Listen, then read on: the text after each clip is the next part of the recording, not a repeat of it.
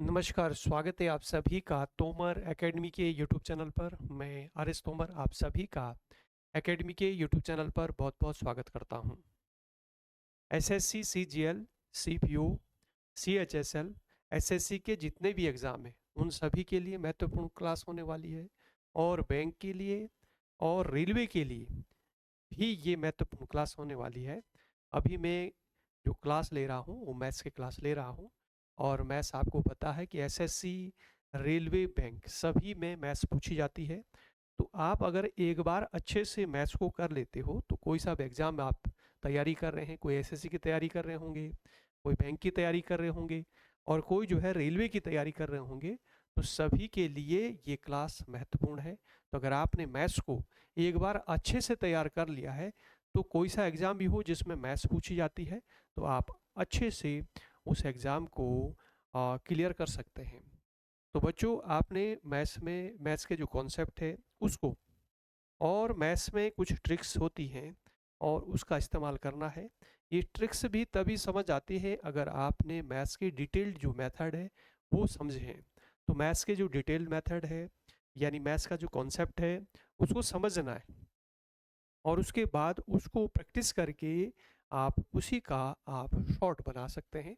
तो मैथ्स के कॉन्सेप्ट को समझना है और मैथ्स के जो फिर उसके बाद उसी की प्रैक्टिस करके उसको छोटा करके छोटा रूप करके उसमें आपकी जो है वो ट्रिक बन जाती है। क्लियर है? केवल ट्रिक ट्रिक पर सारे क्वेश्चन जो है सॉल्व नहीं होते हैं, लेकिन आपको मैथ्स के कॉन्सेप्ट और मैथ्स का जो डिटेल्ड मेथड है वो आपको आना चाहिए और अच्छे से आप मैथ्स को पढ़ें, तैयार करें, तो निश्चित रूप से आप सिलेक्शन पाएंगे। तो बच्चों, ध्यान से देखना और मेरे साथ प्रश्नों को भी आपने सॉल्व करना है।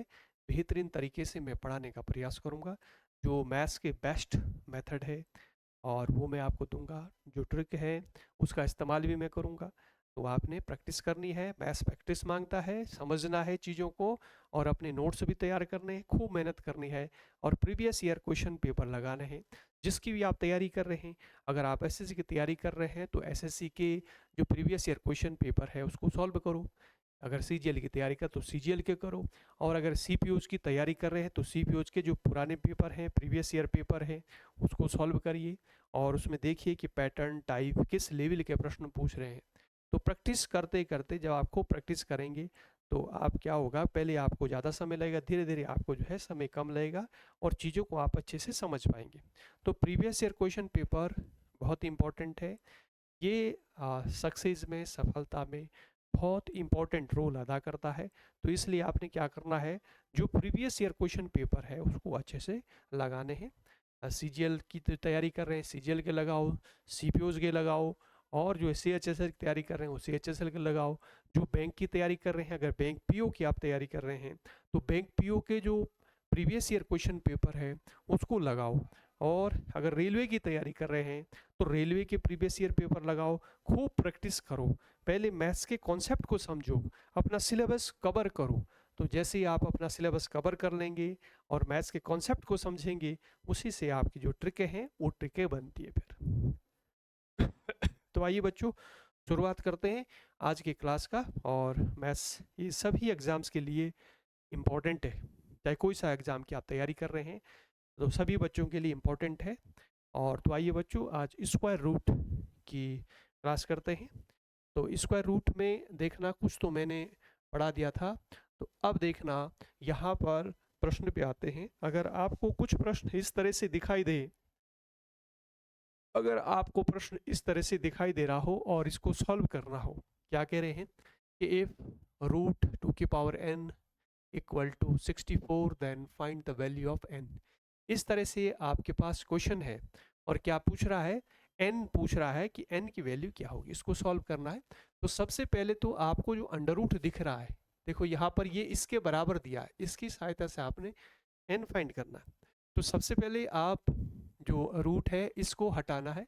ये कैसे हटेगा, स्क्वायरिंग बोथ साइड्स। सबसे पहले हम क्या करेंगे, स्क्वायरिंग बोथ साइड्स करेंगे। यहाँ पर ऐसे लिखना आपने, पहले आप यही लिखेंगे लाइन यहाँ पर ऐसे, देखो आपने ऐसे लिखा और ये 64 है यहाँ पर इस साइड में, स्क्वायरिंग बोथ साइड्स, हमने यहाँ पर भी स्क्वायर लगा दिया और इधर भी हम क्या करेंगे, स्क्वायर लगा देंगे। ठीक है, यानी स्क्वायरिंग बोथ साइड्स हमने क्यों किया, क्योंकि हमारा उद्देश्य है हमने अंडर रूट को हटाना है। अंडर रूट को हटाना है तो इससे क्या होगा, इससे अंडर रूट हट जाएगा। अंडर रूट की वैल्यू आप जानते हैं, जैसे अंडर रूट 2 है तो इसकी है ना, अंडर रूट 2 की पावर, जैसे आपका अंडर रूट 2 की पावर n है, तो इसका मतलब आप जानते हैं रूट की वैल्यू क्या होती है 1/2। अगर हम स्क्वायर करते हैं, इसको हमने स्क्वायर किया तो 2 से 2 कैंसिल हो जाएगा। तो यानी यहाँ पर क्या है, इस 2 से ही अंडर रूट कट जाएगा, यहाँ पर आपके पास क्या बचेगा 2 की पावर n। ठीक है, यहाँ पर आपके पास क्या रह जाएगा, स्क्वायर से 2 से अंडर रूट कट गया, यहाँ पर 2 की पावर n। और यहाँ पर क्या बन जाएगा, देखो यहाँ पर 8 है, ये 64 है, तो 64 को हम क्या लिख सकते हैं 8 × 8 लिख सकते हैं ऐसे, और इसका स्क्वायर है लिख सकते हैं ना, 8 × 8 कितना हुआ 64, 8 × 8 कितना हुआ 64 लिख सकते हैं ऐसे।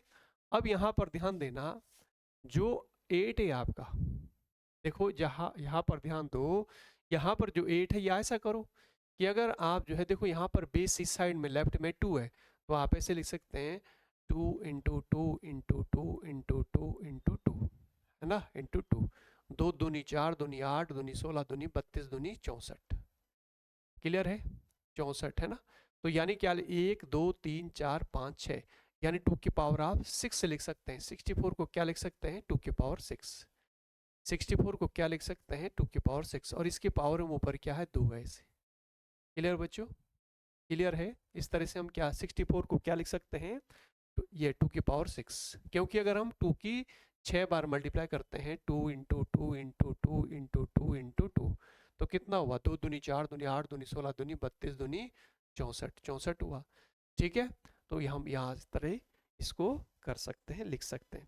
अब यहाँ पर देखो ये पावर है, ये भी पावर, तो पावर पावर की क्या होगी मल्टीप्लाई होगी, तो यहाँ पर क्या बनेगा 2 की पावर, देखो 6 दूनी 12 हुआ, 12 हुआ, और 2 की पावर n। अब बेस सेम है, यहाँ भी वही यहाँ भी, तो n इक्वल टू कितना होगा 12 होगा। देखो 2, यहाँ पर भी 2 है, बेस यहाँ भी 2 है, ऊपर जो अगर ये बराबर बीच में एक बराबर है, तो इसका मतलब अगर तो ये 2 यहाँ भी 2 यहाँ भी 2, तो पावर तो बराबर होगी, तो n इक्वल टू क्या होगा, n इक्वल टू 12 होगा। n बराबर क्या होगा 12 होगा, n बराबर 12, तो आपका आंसर आ जाएगा n बराबर, ये आपका आंसर आ गया बी। तो इस तरह से हम प्रश्न को सॉल्व करते हैं। बच्चों क्लियर है, इस तरह से हम क्या करते हैं प्रश्न को सॉल्व करते हैं। समझ पा रहे होंगे आप।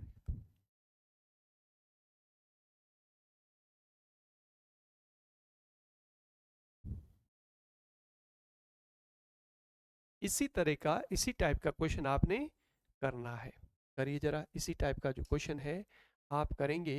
यहाँ पर दिया है इफ अंडर रूट 4 की पावर n इक्वल टू 32 है, find the value of n। Same प्रश्न है, सेम प्रश्न है, आपने इसको सॉल्व करना है। करिए सॉल्व,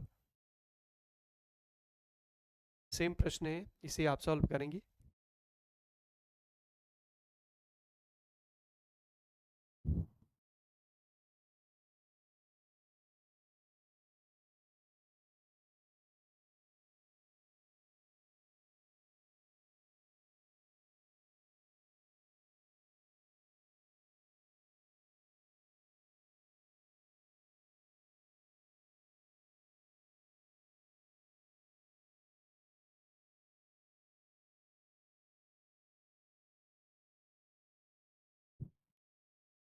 इससे आप सॉल्व करेंगे। देखो यहाँ पर सेम वैसे ही करना है। पहले सबसे पहले अंडर रूट हटाना है, तो स्क्वायरिंग क्या करेंगे, स्क्वायरिंग बोथ साइड्स। सबसे पहले हम क्या करेंगे स्क्वायरिंग बोथ साइड्स। तो यहाँ पर जैसे 4 है, अब देखो आपको पता है स्क्वायरिंग बोथ साइड्स करेंगे तो अंडर रूट कैंसिल हो जाएगा, तो डायरेक्ट अब यहाँ पर आप क्या कर सकते हैं 4 की पावर n, और यहाँ पर क्या करेंगे 30 पावर, ये 32 की पावर 2। ठीक है, 32 की पावर क्या करेंगे 32 की पावर 2 लिखेंगे। क्लियर है। देखो हमने स्क्वायरिंग बोथ साइड्स किया, ये अंडर रूट हट जाएगा, और इसके ऊपर भी स्क्वायर लगाएंगे तो ऐसे हो गया। यहाँ पर देखो जो 32 है इसको हम क्या लिख सकते हैं, यहाँ पर हम इसको लिख सकते हैं 4 × 4 × 2 लिख सकते हैं बच्चों। इस तरह से हम लिख सकते हैं इसको। देखो यहाँ पर हमारे पास लेफ्ट साइड में क्या बेस 4 है, तो इसको भी हमने क्या करना बेस 4 बनाना है। लेफ्ट साइड में हमारे पास बेस क्या है, लेफ्ट साइड में बेस 4 है, तो इस साइड में आपने क्या करना है 4 बनाना है। तो यहाँ पर इस तरह से हमने करा। अब जो पावर है देखो 2, अब यहाँ पर देखो 4 कितने बार है, 1 2 2 बार है, तो 4 की पावर हम 2 लिख सकते हैं यहाँ पर, और 2 एक बार है, और इसकी पावर क्या है, इस तरह से 2 है।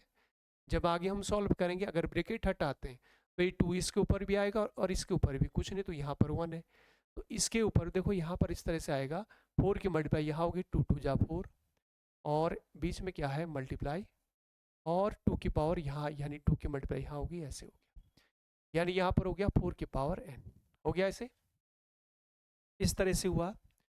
यहाँ पर देखना आप, देखो 4 की पावर, यानी ये तो ऐसे ही हुआ, देखो यहाँ पर 4 बन चुका है, 4 की पावर 4, और यहाँ पर आपका देखना, यहाँ पर क्या है, यहाँ पर आप देखेंगे,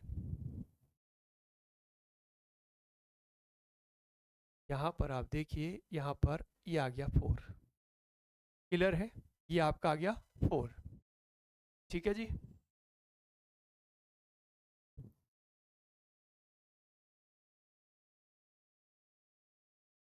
तो यहाँ पर आपका, यहाँ पर देखो क्या बन रहा है, यहाँ पर हम इसको लिख सकते हैं ऐसे, देखो यहाँ पर पावर कुछ नहीं, तो यहाँ पर इस तरह से 1 होगी, और यहाँ पर 4 + 1 कितना हो गया, 5 हो गया, तो यहाँ पर आपकी 4 की पावर n, 4 की पावर n, देखो बराबर हो गया 32 था। Find the value of n, तो हमने सबसे पहले हमने क्या, स्क्वायरिंग बोथ साइड्स, तो ये कैंसिल हो गया, यहाँ पर इसका स्क्वायर, 4 चौको 16 दूनी 32, यहाँ पर 4, और 4 की पावर 2, और 2 की पावर यानी 2 2 जा, इसकी मल्टीप्लाई इसमें, जब ब्रैकेट हटाएंगे तो इसकी मल्टीप्लाई इसमें होगी, तो 2 दूनी 4 हुआ, और 2 की पावर यहाँ इसके 2 की मल्टीप्लाई इसके साथ हुई, ऐसे 2 की पावर 2 का मतलब 2 दूनी 4, और यहाँ पर देखो बेस सेम है, तो बेस सेम है तो पावर जुड़ जाएंगी, 4 ये है पावर, और यहाँ पर 1 है, तो 4 में 1 जोड़ दिया 5 हो गया, और यहाँ पर आपका ये, अब देखो 4 बेस, यहाँ भी 4 बन गया, यहाँ भी 4 है, तो n इक्वल टू क्या होगा, n इक्वल टू होगा आपका 5 होगा, n इक्वल टू कितना होगा, n बराबर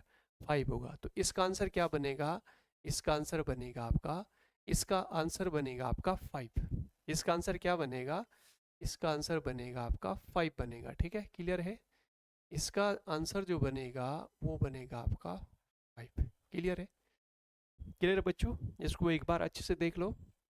देखो सबसे पहले हमने क्या करा, सबसे पहले हमने यहाँ पर जो अंडर रूट था इसको हटाया, यानी क्या करा, स्क्वायरिंग बोथ साइड्स करा, ठीक है, स्क्वायरिंग बोथ साइड्स करेंगे तो यहाँ पर क्या होगा, अंडर रूट हट जाएगा, यहाँ पर स्क्वायर आ गया, ठीक है, यहाँ 4 की पावर n है, 32 को हम क्या ले सकते हैं, देखो 4 इंटू 4 इंटू 2, 4 चौको 16 दूनी 32, यानी 4 2 बार, तो 4 की पावर 2, यहाँ पर 2 था, 2 की पावर कुछ नहीं तो 1 रखेंगे, इसकी पावर 2 है, 2 की मल्टीप्लाई इसमें होगी तो 2 दूनी 4 हुआ, और 2 की यहाँ पर ऐसे देखो 2 इसके ऊपर भी मल्टीप्लाई हो गया, ऐसे 2 की पावर 2 का मतलब 4, और यहाँ पर ऐसे बेस सेम है, तो 4 और 1 कितना हो गया 5, यहाँ पर 4 था, n इक्वल टू कितना आ गया 5 आ गया, तो इस तरह से हम प्रश्न को सॉल्व करेंगे, क्लियर है बच्चों। तो आगे आ जाओ, देखो अगर आपके, अब दूसरे टाइप का प्रश्न है, अगर आपके पास इस टाइप से प्रश्न है तो इसको किस तरह से सॉल्व करेंगे, अगर आपके पास इस टाइप का क्वेश्चन है तो इसको कैसे सॉल्व करना है, इसको ध्यान से देखना। देखो सबसे पहले यहाँ पर देखो अंडर रूट लगा है, उसके ऊपर फिर उसके अंदर अंडर रूट है, तो यहाँ से सॉल्व करना है, यहाँ से सॉल्व करते इधर को जाएंगे बाहर को, तो सबसे पहले हम यहाँ पर देखना, जो 64 है, देखो दशमलव के बाद 1 2 3 4 4 अंक है ना, डेसिमल पॉइंट के बाद कितने डिजिट है, 4 डिजिट है, तो हम क्या करेंगे, नीचे 4 जीरो बढ़ा देंगे, क्या करेंगे, नीचे 4 जीरो बढ़ा देंगे, तो हमने 4 जीरो बढ़ा दिए, यहाँ पर बीच में देखो प्लस है, देखो इसके ऊपर देखो अंडर रूट लगा हुआ है, देखो इसको हमने ऐसे चेंज किया, इसको हम ऐसे चेंज कर सकते हैं, यहाँ पर 64 था, और डेसिमल पॉइंट के बाद 1 2 3 4 4 डिजिट हैं, तो हमने 4 जीरो लगा दी, नीचे दशमलव हट गया, बीच में देखो यहाँ प्लस है तो प्लस हम रखेंगे, यहाँ पर देखिए फिर अंडर रूट लगा है, ऐसे अंडर रूट लगा है, और यहाँ पर दशमलव के बाद 1 2 2 डिजिट है, तो हम यहाँ पर क्या करेंगे, नीचे जो है इस तरह से कर देंगे, ठीक है, इस तरह से हम लिखेंगे, दशमलव के बाद 2 अंक है, तो हमने क्या करा, नीचे 2 जीरो बढ़ा दी, नीचे 100 लिख दिया, तो हमारा यानी जो डेसिमल पॉइंट है हट गया, तो इसको इस तरह से हम चेंज कर सकते हैं। अब देखना यहाँ पर देखो, अंडर रूट का मतलब होता है स्क्वायर रूट, यानी स्क्वायर रूट निकालना है, तो जैसे 64 है तो 64 का स्क्वायर रूट क्या होता है 8, ऐसे ही जो है आपका यहाँ पर 8 है, और ऐसे जो आपका ये है 10,000 है, इसका स्क्वायर रूट क्या होगा? 100 होगा। इसका स्क्वायर रूट क्या होगा? इसका स्क्वायर रूट होगा आपका 100। ठीक है, तो इसका 10,000 का स्क्वायर रूट हमने 100 लिखा। यहाँ पर क्या है? प्लस है। और यहाँ पर आपका देखो, यहाँ पर देखो, यहाँ पर इस तरह से 1/100 है, और इसके ऊपर भी देखो, पूरे के ऊपर अंडर रूट लगा हुआ है, पूरे के ऊपर अंडर रूट लगा देंगे। बच्चों क्लियर है? जो अंदर वाला जो स्क्वायर रूट है, इसका मतलब अंडर रूट का मतलब होता है वर्गमूल निकालना है, स्क्वायर रूट निकालना। तो 64 का जो स्क्वायर रूट है वो क्या होता है? 8, क्योंकि 8 इंटू 8 कितना हुआ? 64। ठीक है, और इस तरह से 10,000, यहाँ पर 10,000 का वर्गमूल क्या होगा? 100 होगा। यहाँ पर देखो 4 जीरो है, तो 4 का आता है, देखो ऐसे कर दिया, 100 हो गया। तो अंडर रूट हट गया, यहाँ से जो अंडर रूट था ये हट गया, सीधा इसके 8 जो ये 64 इसका स्क्वायर रूट 8 आ गया, 10,000 का वर्गमूल 100 आ गया। अब बाहर भी ये है अंडर रूट है, तो हम क्या करेंगे? देखो बेस यहाँ पर देखो, यहाँ पर नीचे जो है डिनोमिनेटर देखना, यहाँ पर 100 है, यहाँ भी 100 है, तो डिनोमिनेटर 100 है यहाँ पर, तो इसलिए हम क्या करेंगे? एलसीएम लेंगे। एलसीएम क्या आ जाएगा? 100 आ गया एलसीएम। यहाँ 1 + 8 कितना हो गया? 9, और अंडर रूट लगा बाहर ऐसे। ठीक है, अंडर रूट बाहर लगा है, तो ऊपर तो आ गया 9, देखो नीचे 100 + 100, देखो 100 और 100 इसका एलसीएम लेंगे, तो 100 का एलसीएम 100 ही आएगा, और यहाँ पर 8 में 1 जोड़ देंगे, 9, अंडर रूट आ गया ऐसे। ठीक है, इस तरह से हम सॉल्व किया, एलसीएम लिया, तो एलसीएम तो सेम है, यहाँ भी 100, यहाँ भी 100, 100 आ गया। तो इस तरह से यहाँ पर अब अंडर रूट का मतलब क्या होता है? स्क्वायर रूट, वर्गमूल। अब जैसे ये 9 है, 9 का वर्गमूल क्या है? 3, और 100 का वर्गमूल क्या है? 10, है ना? 100 का वर्गमूल ये देखो, 9 का वर्गमूल 3 होता है, 100 का 10 होता है। क्लियर है ना? समझ पा रहे हैं आप? वर्गमूल निकालना आपको आता होगा। तो इस तरह से हम करते हैं। अगर देखो, हम ऐसे भी लिख सकते हैं, यानी 9 को हम ऐसे लिख सकते हैं, यानी 3 × 3 का मतलब क्या है? 9, 2 बार है 3, तो 1 2, तो 3 की पावर 2, ऐसे हम लिख सकते हैं 3 की पावर 2। यहाँ पर जो है जैसे नीचे 100 है, तो 10 × 10 कितना हुआ? 100, यानी हम इसको ऐसे लिख सकते हैं 10 की पावर 2। ठीक है, यहाँ भी पावर 2 है, यहाँ भी पावर 2, इसको हम ऐसे देखो, ऊपर यहाँ पर देखो अंडर रूट लगा है ना, ये अंडर रूट ऐसे, ये अंडर रूट लगा हुआ है। इसका अंडर रूट का मतलब हम जानते हैं कि इसकी पावर क्या होती है? अंडर रूट की, देखो यहाँ भी 2, यहाँ भी 2, तो हम इसको ऐसे लिख सकते हैं। और अंडर रूट की वैल्यू आप जानते हैं क्या होती है? 1/2 होती है, 2 से 2 कट गया, कितना आ गया? 3/10 आ गया। ठीक है, तो इस तरह से हम निकालते हैं, लेकिन डायरेक्ट आप इतने करने की जरूरत नहीं है। आपने तो मतलब ये तो मैंने डिटेल बताया कैसे करता है। आपको ये पता है कि जो 9 है इसका वर्गमूल क्या होता है? 3, और 100 का वर्गमूल क्या होता है? 10, तो 3/10 आ गया। अगर आप 10 से इसको डिवाइड करते हैं, 0.3 आ जाएगा, है ना? एक अंक से पहले दशमलव आ जाएगी। एक अंक से पहले क्या आ गया? दशमलव, क्योंकि 10 में 1 0 है, तो यहाँ पर 0.3, आंसर क्या बनेगा? बी आंसर बन जाएगा। बच्चों क्लियर है? इस तरह से आपने अपनी कैलकुलेशन है वो ठीक करनी है, और इसमें आप क्या करेंगे? प्रैक्टिस करेंगे, और जितनी आप प्रैक्टिस करेंगे उतनी आप परफेक्ट बनेंगे। तो निश्चित रूप से आप जो है कोई सा एग्ज़ाम दे रहे हैं, कोई सा एग्ज़ाम की तैयारी कर रहे हैं, तो आप सिलेक्शन पाएंगे। तो आपने प्रैक्टिस करनी है, और जैसे मैंने बताया इस तरह से आप करेंगे तो निश्चित रूप से आपको जो है सीख पाएंगे। आ जाओ अगले क्वेश्चन पे आ जाओ। ऐसा क्वेश्चन आपने करना है, इसका आंसर बताइए। इसका आंसर बताइए। सेम ऐसा ही प्रश्न है जैसे मैंने अभी कराया है, वैसा ही प्रश्न है।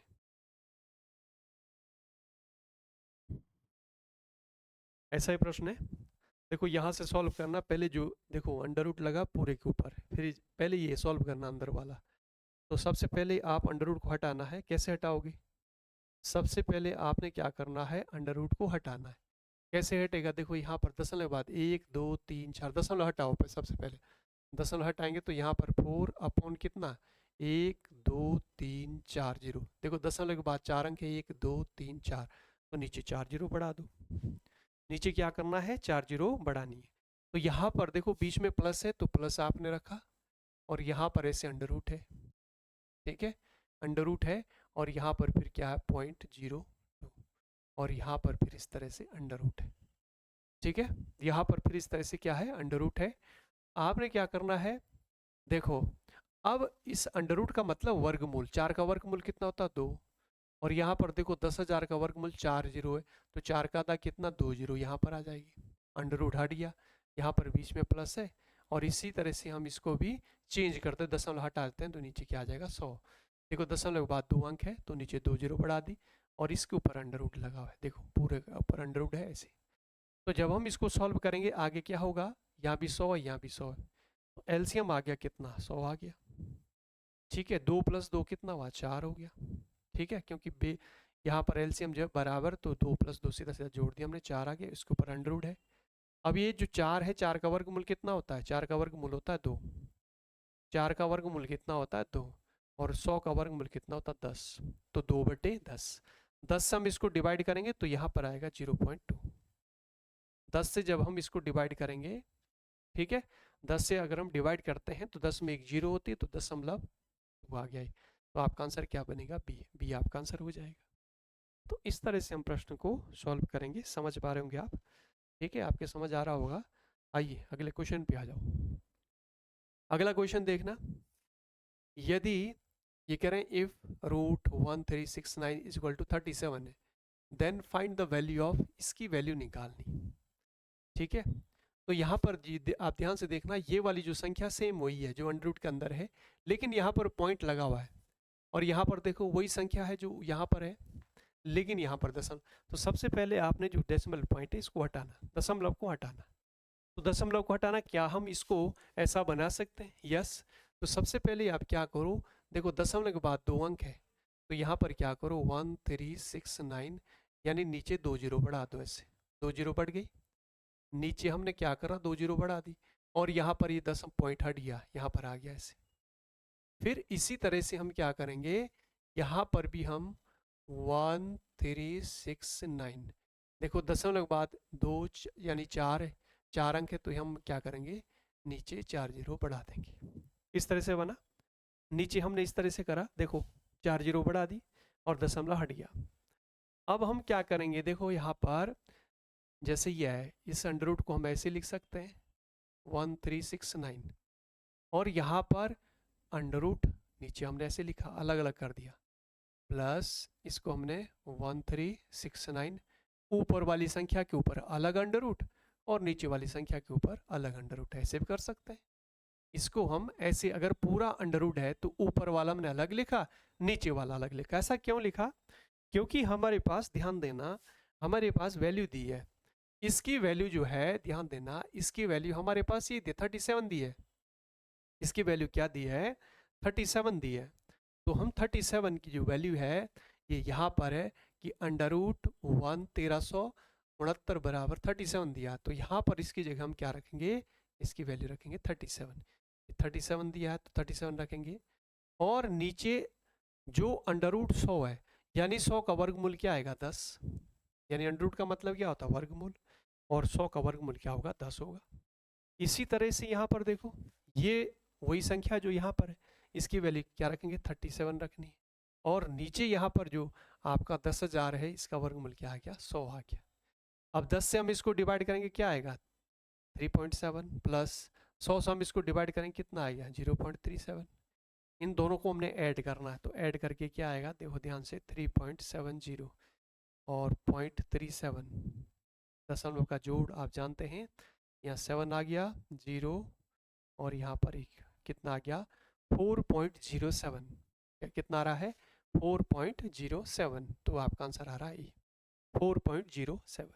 तो इस तरह का अगर प्रश्न आपको दिखता है तो आपने इस तरह से सॉल्व करना है, क्लियर है, इस तरह से आपने सॉल्व करना है, समझ पा रहे होंगे आप। तो अगला प्रश्न आपने ऐसा ही क्वेश्चन आपने खुद करना है, करिए जरा।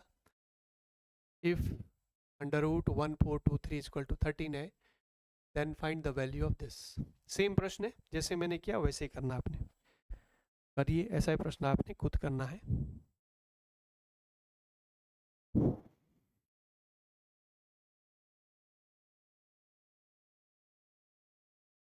सबसे पहले क्या करो, दशमलव हटाओ, दशमलव हटाएंगे, देखो यहाँ पर क्या बनेगा आपका 1423, दशमलव हट गया तो यहाँ पर क्या आपका 00, ऐसे अंडर रूट, फिर प्लस यहाँ पर क्या करेंगे, यहाँ पर आपका 1423, और नीचे जो है यहाँ पर हम 4 जीरो लगा देंगे, क्लियर है, यहाँ पर 4 जीरो लगा। इसको हम क्या करेंगे, इसको फिर अलग लिख दो ऐसे, अंडर रूट ऊपर की संख्या के साथ अलग, यहाँ अलग, 1 4 2 3, और नीचे वाली संख्या के साथ क्या करेंगे, अलग लिखेंगे ऐसे।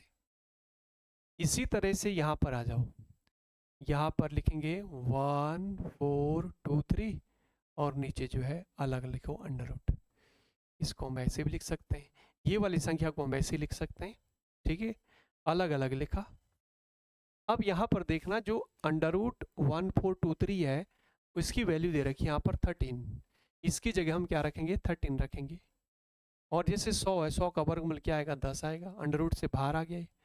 इसी तरह यहाँ पर इसकी जगह हम क्या रखेंगे, 13 रखेंगे, 13 रखेंगे, ठीक है। यहाँ पर हमने क्या रखा, 13 रखा, और नीचे आपका, और जो ये आपका 10,000, इसका वर्गमूल क्या आ गया, ये आ गया 100 आ गया। 10 से हम इसको डिवाइड करेंगे 1.3, और 100 से अगर हम इसको डिवाइड करते हैं 1 पॉइंट, ये आ गया। इन दोनों को जोड़ दीजिए, दोनों को जोड़ दीजिए, आपका आंसर आ गया। दोनों को हम ऐड करेंगे तो कितना आ रहा है, 1.3, और इसमें हमने जोड़ना है 0.13, ठीक है। तो जोड़ करके क्या आ रहा है, 3, 3 और 1 4 हुआ, और ये आंसर बन रहा, यानी 1.43। तो ये आपका आंसर बन रहा है ए, 1.43, ये आंसर हो गया, 1.43, ये आंसर हो गया। तो इस तरह से हम प्रश्न को सॉल्व करेंगे, ठीक है। तो ये महत्वपूर्ण कॉन्सेप्ट मैंने आपको बताया है। अगर आपको इस तरह से प्रश्न दिख रहा है, कहीं पर भी प्रश्न आपको कोई सा एग्जाम हो, तो आपने क्या करना है, इस तरह से सॉल्व करना है। बहुत आसान तरीके से, आसान विधि से मैंने ये बताया है, तो प्रैक्टिस करेंगे तो निश्चित रूप से आपके समझ आ जाएगा, ठीक है बच्चों। तो आज जो है ये मैंने आपको करा दिया किस तरह से आप प्रश्नों को सॉल्व करेंगे, तो इसकी थोड़ी बहुत प्रैक्टिस कर लेना, ठीक है। तो निश्चित रूप से आप ये प्रश्न सॉल्व कर पाएंगे, कोई सा भी एग्जाम हो। तो आज हम इतना ही करते हैं, फिर अगली क्लास में फिर से मिलते हैं। धन्यवाद सभी का।